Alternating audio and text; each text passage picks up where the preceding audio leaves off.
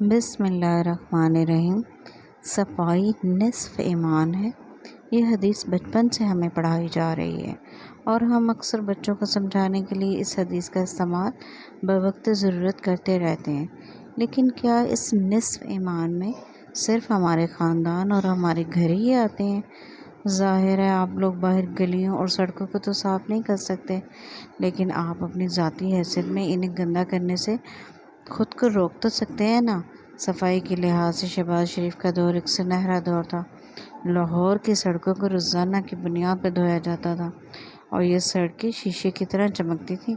عثمان بازار کے 4 سالہ دور حکومت میں بغض شہباز شریف میں سب سے پہلے لاہور کی صفائی کے پروگرام بند کیے گئے۔ ہر طرف بکھرے کاغذ، کچرے کے ڈھیر لاہور کا مقدر ٹھہرے۔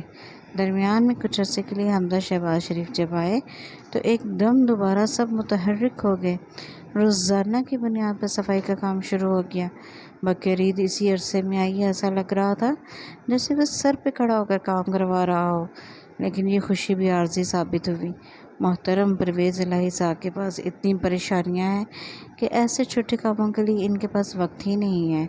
عمران خان کے زمان پارک والے گھر کو قلعے کی طرح مضبوط بنانا، ان کے صاحبزادگان کے پروٹوکول کا انتظام کرنا، تحریک انصاف کے کارکنان کو مطمئن کرنا، یہ کوئی آسان کام تھوڑی ہے۔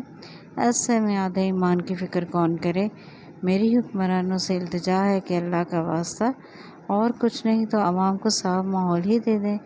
ذہنی پریشانی اور مہنگائی کا شکار لوگ جب باہر نکلیں تو کم از کم صاف ماحول میں ایک لمبا سانس لینے کو ہی دل چاہے، اندر صاف آکسیجن ہی چلی جائے۔ اتنا مشکل اور ناممکن تو نہیں ہے عوام کی اس بے ضرر خواہش کو پورا کرنا۔